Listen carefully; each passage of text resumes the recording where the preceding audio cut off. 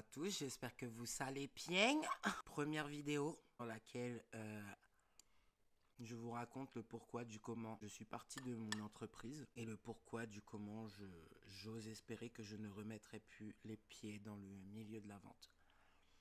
Avant de commencer cette vidéo, je vous invite fortement à activer la petite cloche, à vous abonner et à liker cette vidéo. Pour ceux qui ne me connaissent pas, moi c'est Mika, ou plutôt Mika BNG. Je suis créateur de contenu food et en plus de ça, de temps en temps j'aime bien raconter ma vie et j'aime bien partager certains moments de vie avec vous et aussi certaines histoires de ma vie et de mon quotidien.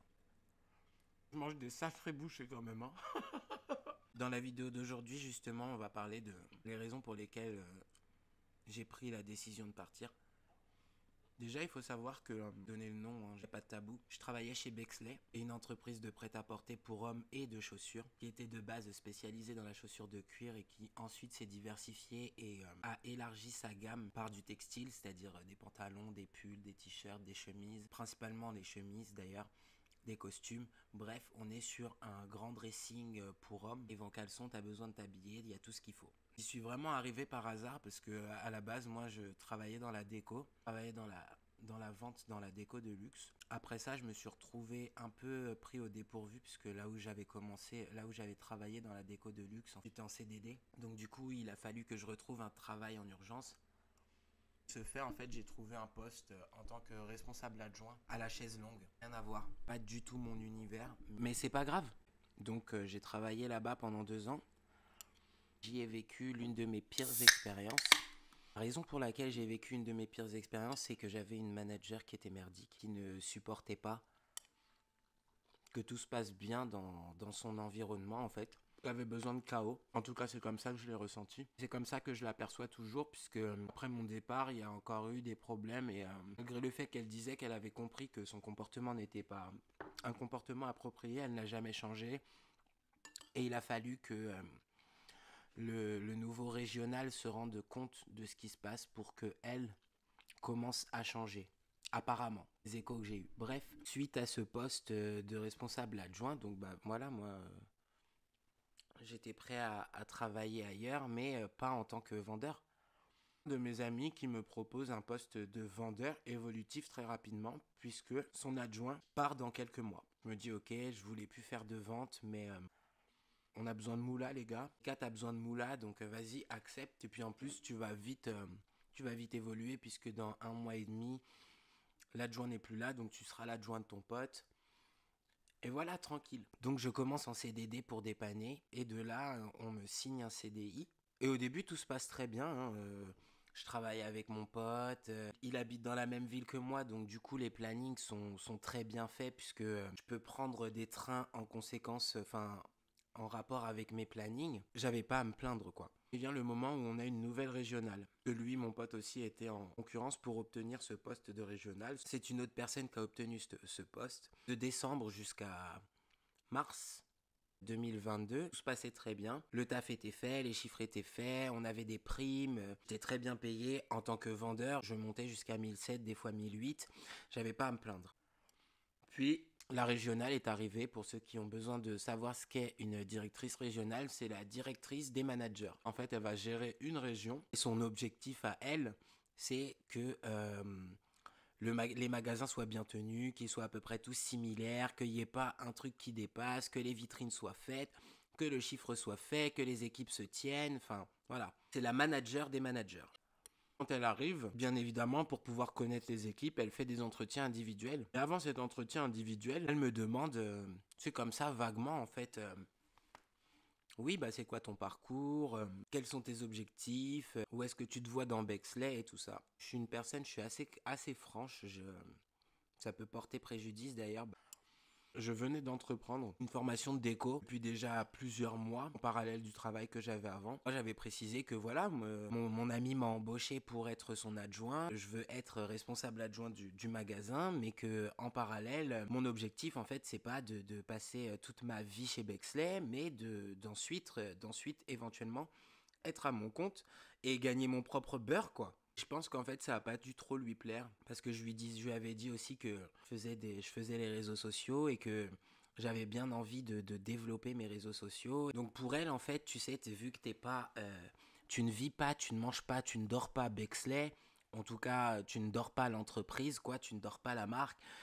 Pour elle, t'es pas investi, alors que c'est faux. Enfin, tu peux tout autant être investi en ayant des projets de vie et des projets de carrière autres que les projets de carrière et de vie de la société. Ça ne veut complètement rien dire, il suffit juste de savoir être professionnel, chose que je suis énormément. Je suis très professionnel, je suis corporate quand il le faut, mais au bout d'un moment, en fait, faut pas me chier dans les bottes. Si je vois que tu commences à te foutre de ma gueule, ben, le côté corporate et le côté professionnel, il va en pâtir, on va dire ça comme ça. Du coup, je pense que ma réponse ne lui avait pas plu. Au fur et à mesure des mois, j'ai vu que elle me disait oui, mais de toute façon, tu sais, tu peux pas devenir adjoint comme ça, tu viens d'arriver, il faut que tu connaisses l'entreprise et tout.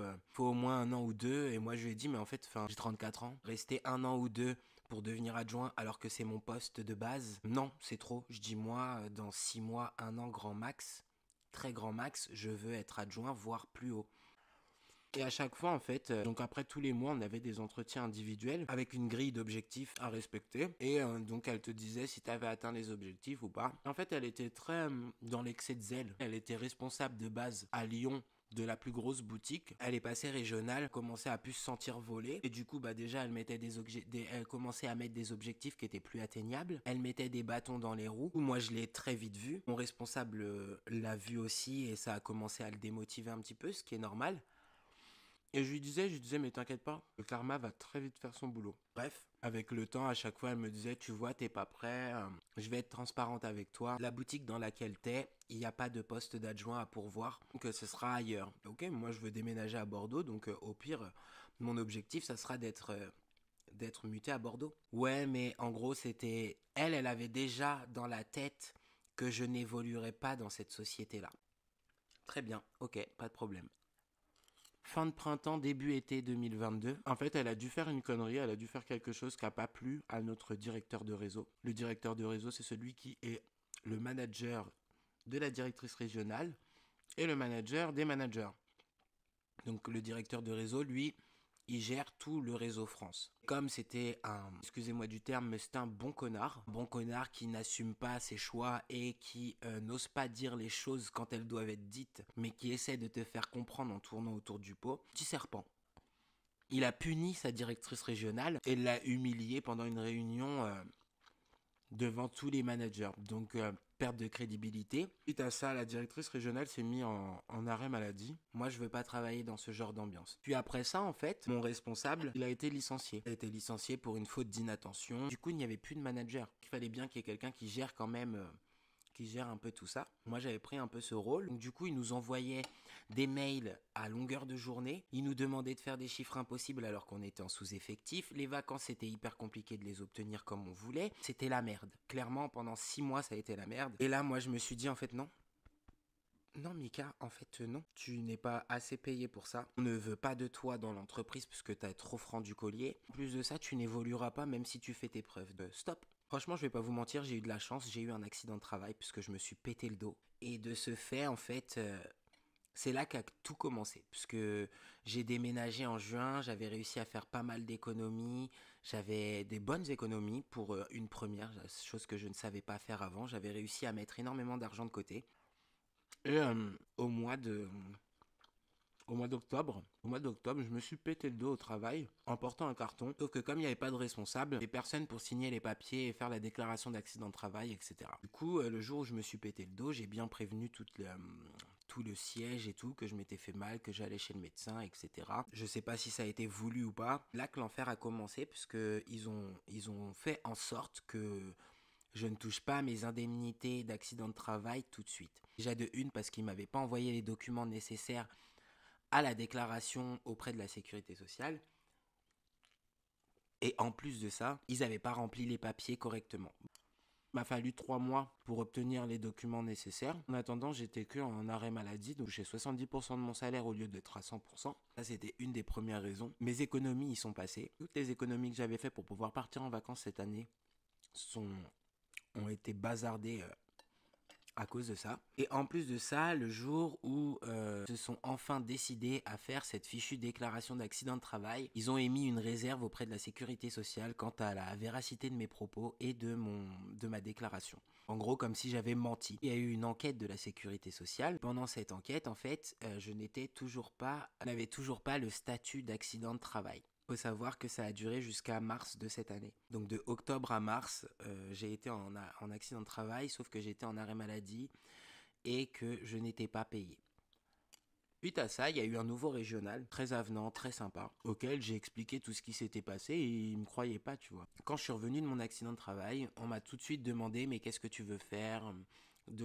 Qu'est-ce que tu veux faire ensuite et tout ça. Sauf que en parallèle de tout ça, au siège, ils avaient une manière de travailler qui n'était pas du tout légale, c'est-à-dire que par exemple, on badge au travail, les jours tu badges et donc si tu veux savoir si je suis présent, tu n'as qu'à regarder mes badgeages. Ils s'amusaient à envoyer des mails pour savoir si j'étais à l'heure, si j'étais bien arrivé. En fait, ils cherchaient tous les moyens pour pouvoir me mettre des avertissements et pouvoir me licencier. Chose qu'ils ont essayé de faire même pendant ma rééducation, puisqu'il a fallu que je voie un kiné, j'étais suivi et tout pour mon rétablissement. Et il y avait des moments où je retournais travailler pendant une semaine ou deux. Et il y a eu un jour où j'avais kiné en plein milieu d'après-midi, donc c'était une journée où je pouvais pas venir puisque j'habite pas à côté de mon travail. Et j'ai eu un avertissement. Toutes ces choses-là, en fait, c'était du pain béni pour moi parce que ça me permettait de monter un dossier prud'homme contre eux. Généralement, en fait, dans cette société, ils font pas de rupture conventionnelle. Voire jamais. Donc quand j'avais vu le nouveau régional et que je lui avais expliqué ce qui se passait, je lui avais aussi dit que s'il continuait comme ça, si la hiérarchie au-dessus, les gens des bureaux continuaient à travailler de cette manière et à me mettre autant de bâtons dans les roues et à essayer de me pousser à la sortie, on allait soit sortir ensemble, soit on allait tous tomber ensemble, mais en tout cas il allait se passer quelque chose parce que moi j'allais pas me laisser faire et que j'allais porter plainte contre eux et les envoyer au prud'homme. Du coup, il m'a demandé ce que je voulais faire. J'ai dit, moi je veux bien faire une rupture conventionnelle et tout. Il m'avait dit, mais en fait, on te l'a déjà proposé. Je dis, mais vous foutez de ma gueule. Jamais vous m'avez proposé. À part laisser sous-entendre quoi que ce soit, moi, verbalement, je n'ai jamais eu de proposition de rupture conventionnelle. Il me dit, écoute, moi je te le dis, si tu veux, on peut faire une rupture conventionnelle. Je vais faire toutes les démarches. Et voilà, donc du coup, on a entamé une procédure de rupture conventionnelle qui m'a été acceptée. Moi, je suis parti avec le plus petit, la base. J'avais pas envie de me battre avec eux. J'ai d'autres projets dans ma vie.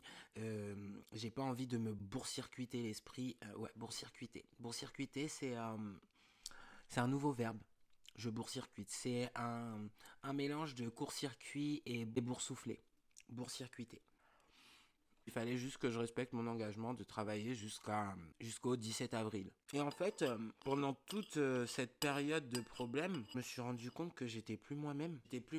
Je m'épanouissais plus. Je commençais à être désagréable. Le contenu que je proposais sur TikTok, j'en faisais de moins en moins parce qu'en fait, il me prenait tellement la tête et il me faisait perdre tellement d'argent que l'argent que je gagnais sur TikTok, j'étais obligé de le réinjecter dans ma vie personnelle, alors que c'est pas le but. Cet argent, il devait me servir à faire encore plus. Voyant que je me reconnaissais pas et que je commençais à être triste aussi, très triste, j'ai pensé bien de faire cette rupture conventionnelle et de partir. Et ça a aussi validé mes pensées et mes envies de ne plus jamais remettre les pieds dans une entreprise, dans une société de vente, qu'elle soit grosse ou petite, parce que en fait j'aime plus ça. Je ne supporte plus le fait de me démener et de charbonner pour une personne qui ne m'estime pas. Je pense que je mérite qu'on m'estime à ma juste valeur. Dans le milieu du travail, c'est très compliqué. Moi, j'ai une très haute estime de moi, sans pour autant ne plus toucher le sol ou ne plus avoir la tête sur les épaules. Et je me suis rendu compte aussi que quand tu travailles dans des sociétés, ton salaire, il augmente jamais. Tu te demandes toujours plus, toujours plus. On augmente les prix des produits que tu vends, mais ton salaire, il bouge pas. Et ça, en fait, c'est un peu trop pour moi. Ça veut dire que grâce à moi, tu fais encore plus d'argent, mais en fait, tu ne me respectes pas puisque tu me laisses au plus bas. Il faut savoir que chez Bexley, ils sont hyper malins parce que vu qu'à la base c'était une société de chaussures, ils sont restés avec les conventions collectives de la chaussure. Et les conventions collectives de la chaussure sont des conventions qui sont pour moi les plus misérables dans la vente. Après, je connais pas toutes les conventions de la vente, mais ceux de la chaussure, vraiment, c'est du bullshit, tu vois. On se fout de votre gueule. Il y avait plein de petits trucs, en fait, que je trouvais inadmissibles. On travaillait dans un magasin, on n'avait pas de ticket resto, on n'avait pas de salle de pause. On devait manger au milieu des boîtes de chaussures et des vêtements. Du coup, en fait, t'es jamais en pause. Tes collègues, ils viennent et qui cherchent des chaussures ou qui cherchent des vêtements, bah, ils te dérangent. Quand on dit une pause, c'est un temps calme. C'est un temps hors du moment de travail. On ne l'avait pas. On avait un micro-ondes, waouh. Et on avait une kitchenette. Et la kitchenette, en fait, elle était collée à un mur. Et si tu n'étais pas aussi fin que je le suis, crois-moi que c'était une galère pour toi de pouvoir accéder à cette kitchenette. En fait, ils ont tout fait pour que ça soit dans les règles, mais dans les borders, vous voyez. C'est des borders. Bexley, c'est une société borderline en termes de respect de l'être humain et des valeurs humaines, à mes yeux. Et je pense que je suis pas le seul à avoir cette manière de penser. Le problème, vous voyez, quand vous êtes dans des sociétés, c'est que trop de gens ferment leur gueule et préfèrent se plaindre, se détestent l'injustice et il y en a énormément dans cette société. On n'est même pas dans une société où on travaille au mérite, plutôt à l'inverse. Moins t'en fais, plus t'es récompensé et ça fait pas partie de mes valeurs, mais ça fait partie des valeurs de cette société. Et puis c'est plein d'autres choses encore, hein. C'est le directeur de réseau, comme je disais, hyper irrespectueux. Ils te font des challenges. Si tu as le malheur de pas répondre au mail du directeur de réseau, bon maintenant il le fait plus parce que beaucoup de monde lui a fait la remarque, mais c'était à base de les réponses pour mon mail, je les attends encore, je vais me faire enculer, ou c'était des trucs, c'était pas aussi violent, mais ça voulait exactement dire ça. Bah non, en fait, on n'est pas tes chiens, on est tes collègues. On n'est même pas tes employés, on est tes collègues. Et grâce à nous que toi, t'as des primes, mais il y a énormément de gens qui, lorsqu'ils sont dans les bureaux, hein, comme des directeurs de région, de directeurs régionaux ou des directeurs de réseau, oublient que sans les gens qui sont en magasin, ces personnes-là, elles sont rien. Si on ne te fait pas de chiffres, bah, tes objectifs, tu les atteins pas. Et si tu n'atteins pas tes objectifs, bah, en fait, ton salaire que tu as l'habitude d'avoir de 4 ou 5 000 euros, il va être de 2008 ou de 3000. Tu vois ce que je veux dire?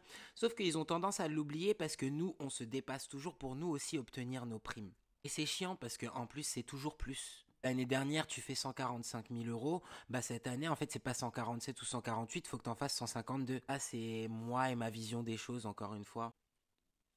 Il y a ce fait que tu ne puisses pas bénéficier de tes vacances comme tu le souhaites. On a 5 semaines. En fait, on ne peut pas avoir 5 semaines comme on veut. Et ça, c'est un peu partout dans le milieu du travail et ça me dégoûte énormément. Par exemple, j'ai besoin de 2 jours. Bah, en fait, je dois prendre une semaine. Mais j'ai pas besoin d'une semaine. J'ai besoin de 2 jours. J'ai envie de partir en week-end avec mes amis parce que eux travaillent dans une autre branche et qu'ils ont samedi, dimanche. Bah en fait non, tu n'as pas le droit de bénéficier d'un week-end. En fait c'est vital, vital de pouvoir passer du temps avec ses amis, de pouvoir bénéficier d'un week-end ou de 2 week-ends dans l'année, voire 3 grands maximum. Mais non. Dans les bureaux, ils sont en week-end toutes les semaines. Donc, qu'est-ce qu'ils en ont à branler de savoir si toi, ça te convient ou pas? C'est toi qui as choisi ce poste. C'est toi qui as voulu venir travailler chez nous. Fallait t'y attendre. Je pourrais encore en parler pendant des heures, mais je pense que je vais m'arrêter là. C'était important pour moi quand même de vous partager les raisons pour lesquelles je ne veux plus travailler dans la vente et pour laquelle j'ai demander une rupture conventionnelle qui va me permettre à moi de pouvoir voir autre chose et essayer de tenter d'autres projets et en espérant que vous me suiviez dans mon aventure. C'est bizarre, ça m'a fait du bien en fait de vous raconter tout ça. Ça m'a encore lâché un poids. Et je trouve ça cool. C'est la première vidéo d'une grande lignée de vidéos dans laquelle je m'exprime sur des sujets. Alors attention, je vais pas m'exprimer sur n'importe quel sujet. J'aime m'exprimer sur des sujets que je connais, que je gère. J'ai pas envie de m'exprimer sur des sujets, juste donner mon avis parce que, comme je le dis si bien dans mes lives, avoir un avis sur tout, c'est avoir un avis sur rien. Et on m'a aussi fait la remarque que avoir un avis sur tout, c'est faire semblant d'être cultivé et ça, je suis tout à fait d'accord. Je préfère dire je ne sais pas, je vais m'instruire et je vais me renseigner plutôt que de faire croire que j'ai un avis et en fait ne pas en avoir puisque je ne connais pas le sujet. Merci, ça fait grand plaisir et j'espère vous revoir très vite. J'espère que ça vous aura plu, j'espère que ça vous aura ouvert les yeux sur l'importance d'être respecté dans le milieu du travail. En tout cas pour moi, c'est une importance et une évidence que un patron qui te respecte et qui te booste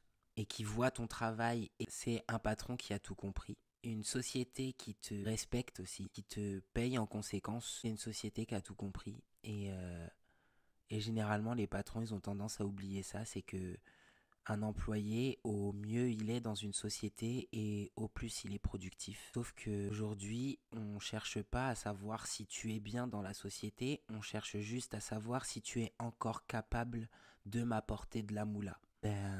On oublie l'humain. Crois-moi que si tu es humain, tu verras que tu feras encore plus de moula. En tout cas, c'est mon avis. Où j'ai les dents sales, j'ai des pattes entre les dents. N'hésitez pas à aller me suivre sur mes autres réseaux, Mika_BNG. Encore merci d'avoir écouté cette vidéo. Je vous fais d'énormes bisous et je vous dis à très vite. Bye.